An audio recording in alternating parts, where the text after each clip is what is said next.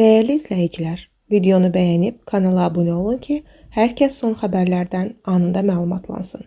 Xalq artisti Azərin Türkiyədə əməliyyat olunub. Xəbər verilir ki, müğənni bu barədə özü məlumat yayıb. Həyat bir imtahan və hər birimiz bəlli zamanlarda bu imtahanlardan keçirik. Yaşadığım ciddi sağlamlıq problemlərinə görə çətin ərəfədən keçirəm. Əməliyyat olunma qərarı aldım.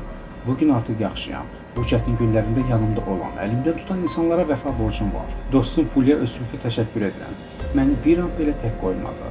Duaları ilə məni bir an olsun tək qoymayan ailəmə, ailəm qədər yaxın bağ qurduğum dostlarıma təşəkkür edirəm.